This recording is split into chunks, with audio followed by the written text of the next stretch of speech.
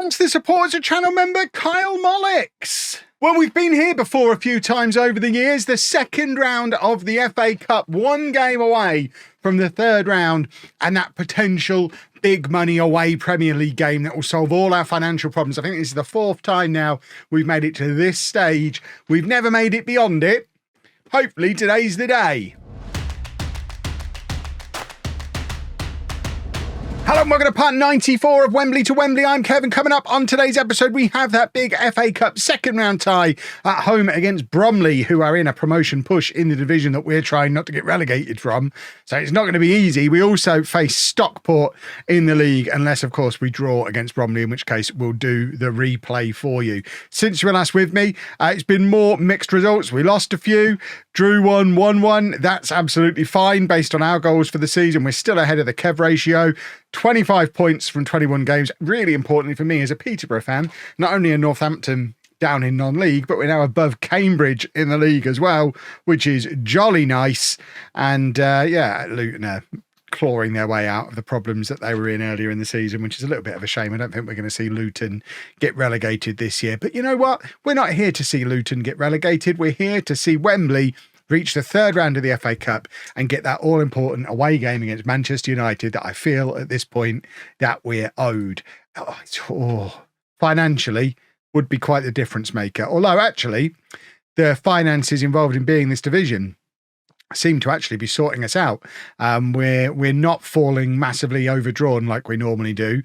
This TV revenue that we get at this level, plus the money we've already made from winning one match in the FA Cup, is actually putting us on the positive. And our projection long term is for us to continue to make a slight profit each year. Now, that's not fully representative because obviously our wage bill is going to go up each year theoretically. But at the moment, we're doing okay at just balancing the books and not making the situation worse. So you could argue we don't need an FA Cup third round tie as much as we have done at multiple points in the past. But because we're not already massively overdrawn, if we were to go and make £1 million from a match, that's £1 million we theoretically might be allowed to spend. So it could be hugely, hugely important for the next 2 or 3 seasons of the club. All that being said, let's go beat Bromley. This is the team we're putting out there. It's Perini in goal, a back four of Towner, Folks, Yoshima, McGinn and Ferguson, Milicic and Murray in midfield, Scanlon, Rees and Wildman then behind Rawlingson up front. Because it's the FA Cup, we're allowed to play as many loans as we want, which means Luke Rees gets to come in and play a football match. He's not got to do many of those, but he's quite good. This is pretty close to the best team according to all of their star rating abilities. So lots and lots of loans involved. I'm sure they all care as much about the long-term future of the club as I do and are desperate for us to get into the next round. So let's hit continue a couple of times, get into the match, see what kind of turnout we get down here at Dulwich Hamlet for our home game. It might potentially be the biggest attendance we've ever had, depending on how much it's captured the interest of the locals. 3,600 people have turned up, and I can't imagine there's loads more Bromley fans than Wembley fans. So we might actually have the biggest crowd of Wembley fans we've ever played in front of. They know what's at stake, and we really, really, really could do with a win here today. But obviously Bromley are a better team than us. They're in the promotion spots in this league, and Perini's damaged his shoulder, which isn't ideal. We've not played Will Dennis other than in the EFL Trophy. Really don't want to be bringing him in for a big important match like this one. So Perini will stay on for as long as he can possibly stay on for. Obviously, if it were to go to a replay, potentially he would be missing for that. Because I don't know if we could nurse him through several days. It might be time for a painkilling injection for such an important moment. But we might not even get that far because our left back has been pulled massively out of position. Bromley charging through us. Perini has to dive onto his poorly shoulder and still doesn't make the save. So he's desperately upset and we're 1-0 down. And the dream might be over again. Because remember, last year we got knocked out by Chester, who we ended up finishing above in the league, and they came up with us through the playoffs in the end. But they broke our hearts last year as a team roughly as good as we were. At the time, they were certainly in better form than us. So at the time, they were probably a slightly better team than us. And we're once again against a team that are just better than us, aren't they? We've not even had a shot in that first half, which is It's not ideal in the circumstances, is it? Biggest occasion ever for the football club, and we are absolutely bottling it. We're going to go attacking. We're going to give it 10 or 15 minutes before we throw an extra striker on, and hope that will change some things. But at the moment, we're not really showing any inclination to do any attacking at all, although we have got an attacking free kick here. It's Wildman playing it in, looking for just any red shirt in the mix, really. Doesn't find any of them. It comes all the way back to Towner Folks, who just lumps it back forward, looking for the run of Scanlon, but it's just a slight touch from the Bromley defender, stops it going through to him, and it would have been a really good opportunity for him. He'd got in behind the defenders. That interception, incredibly important, and it's now Burnley on the attack again, coming down our right-hand side. They've got room to cross. They do. They've hit the post. Oh, goodness me. Is that going to be enough to wake us up? Can we demand more now? I think we're making the change early. We're getting Rees off. Not impressed with him at all.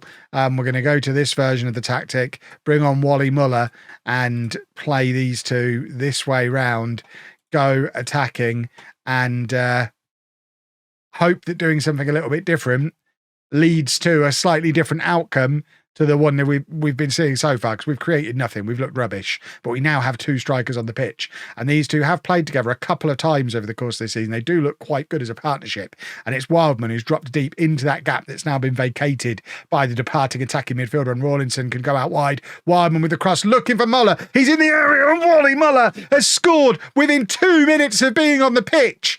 That's tactics, boys and girls. Kev knows what he's doing. We've allowed Rawlinson to drift from his position because he's not the only striker now. He's done really well, and it's a lovely cross from Wildman. Just puts it up there for Muller to attack. He does attack it. He heads it over the goalkeeper into that far post. It's against the run of play. Bromley are going to feel a little bit stung by it, but we are level in the tie. We're going to stay attacking because... Did you notice as soon as we did it, we looked much better? We're not moving away from this system. Leave the two strikers on. This might be, I think I said it in the last episode, this might be a system for us to switch to as a more permanent thing, because it does seem quite effective every time we do it. Right, we are going to make more changes to try and make some things happen. We are gonna I think I'm going to take off Rawlinson, bring on Greenwood, who I know likes to be a deep lying forward, so he can be a little bit of a halfway between the attacking midfielder and the strike partner that we've had on there at the moment. And then we're going to bring Bartiromo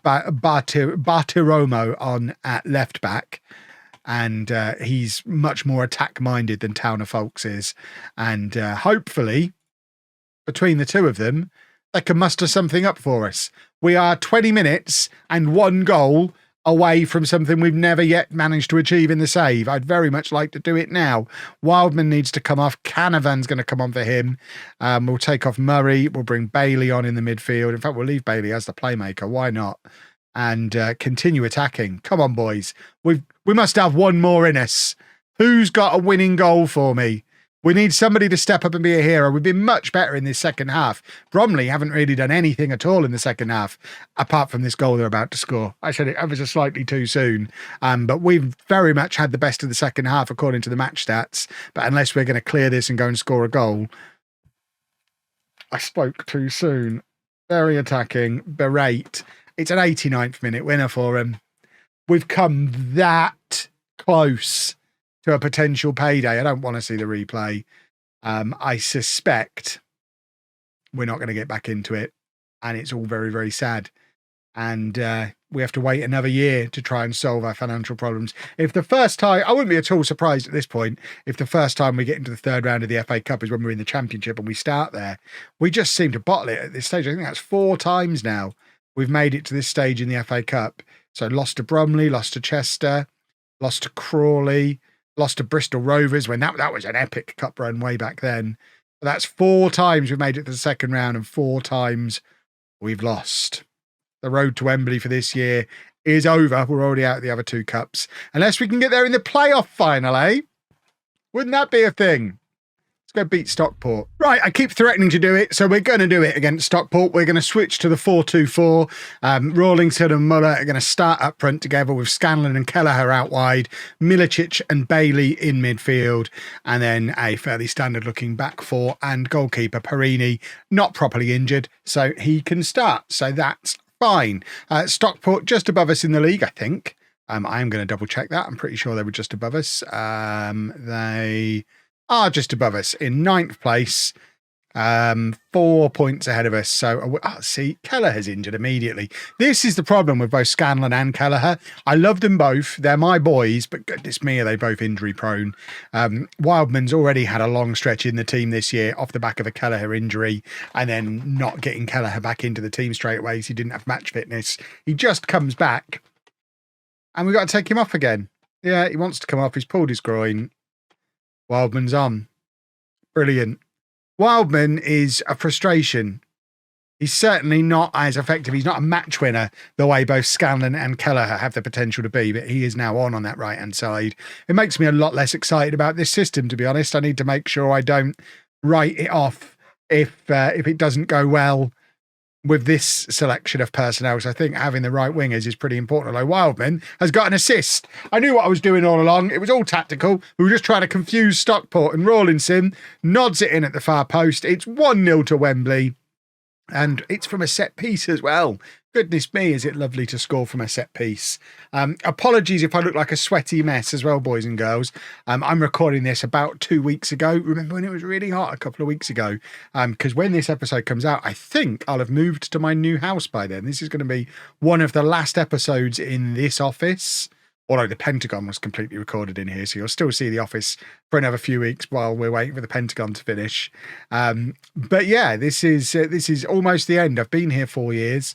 Those of you who are still around and remember the garage, we're not quite going back to the garage, but it is going to be a slightly bigger office than the one we've got here, which will hopefully be less hot and less sweaty. But it does mean I don't have the option to record in the evenings or when it's a little cooler like I normally would, so I am just going to sit here and sweat. Probably a bad idea to wear a light coloured shirt today, wasn't it? Don't lift your arms up, Kev. People will see your sweat patches. But yeah, I'd very much appreciate everybody saying goodbye to the cupboard down in the comment section. This is very much progress. We've gone from a garage to a cupboard. I'll let you judge for yourself when you see it. I think the new room is a room.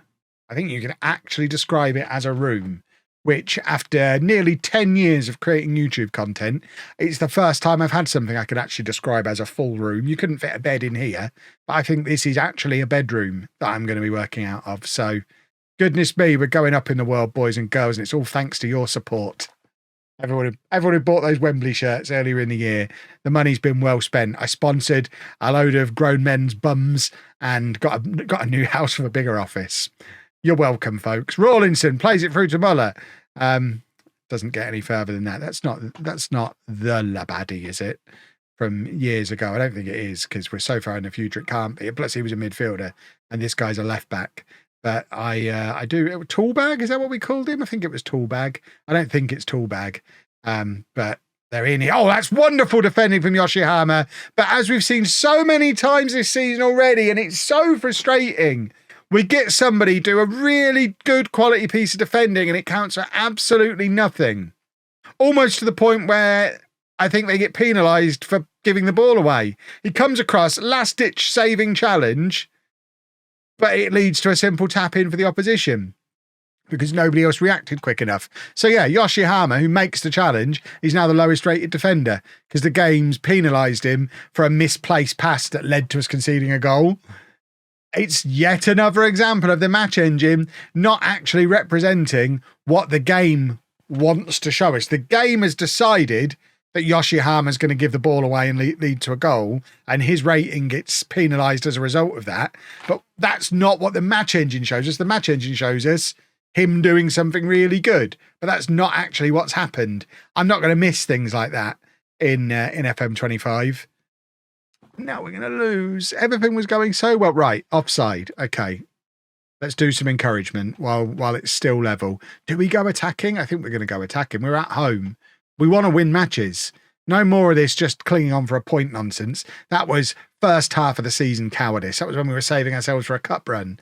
Now we've got a big squad full of all these lone players. We can rotate. We can attack. We can press relentlessly and just keep swapping players in and out. We can get another batch of loanees in January. It'll be fine. Let's push for the playoffs. Back-to-back promotions. I don't think we've done a back-to-back promotion in the entire series so far. It's very unlikely this is the season we do one because we're so far off the pace. But There's no league in English football easier to get promoted from than League Two. So if it was ever going to happen, this would be the time, you would think. And we're not a million miles off the pace. 26 points, chasing 33, still just over half the season to go. It's very much doable. If we won 3 or 4 games in a row, which is a big if, it's a tall order, but if we were to win 3 or 4 games in a row, we'd be right up there in the playoff race with half a season to go. Wiles plays it into Rawlinson, who it ends up with Milicic, I think, on the edge of the area, who has a wild swing at it, and it actually was a little bit more accurate than I thought it was when I described it as a wild swing, but he still missed, so who really cares? Let's face it. Right, we're bringing on McCormack, and I think we're going to have to switch to the 4-2-3-1 because we just don't have the personnel to play with wingers. Muller can go out wide. He's quite capable of slotting into that role. Yeah, we'll do that. We're also going to... Are we going to take off Muller? We can't. We've got to use him out wide. We just said that. We will take off Bailey, though, and Murray can come on for him. We probably don't need to come off the attacking mentality, though. Let's go back onto attacking. I like an attacking mentality. And who is that walking very, very slowly around the pitch? Is that one of the players I've just taken off? I think it's one of the players I've just taken off. I thought we gave the number 7 to Bailey, but he should still be on the pitch. Did I take Bailey off? I've taken the wrong guy off. I meant to take off Milicic. Why have I taken off Bailey? Oh, for goodness sake. Well, okay, never mind. What's done is done, I guess. Can we now do a goal to celebrate my excellent management of making a substitution that I definitely meant to make? Good work from Wiles there. See, he gets the credit for it. Unlike Yoshihama, who did something similar and was just let down by the players around him. Right, Muller being forced out wide. He's not going to like it, but he'll be fine. And have I got... Yeah, I have got Rawlinson as a pressing forward, just making sure I hadn't left him on. Yoshihama's having a nightmare, even though he looks good. Never fully trust the match engine, boys and girls. Perini to save the penalty, to save some face for us today. This is what happens when you do tactical experimentation. It backfires. Go very attacking. Demand, but we can't even demand more yet. I feel like a lot has gone wrong today. And would it have gone wrong if we'd have just used the tactic that's been working all year from the start? We're demanding more. Right, we had a free kick on the edge of the area. I guess we missed because we didn't get to see it. Right, Ferguson's going to come off for D'Souza. We don't have an attacking change.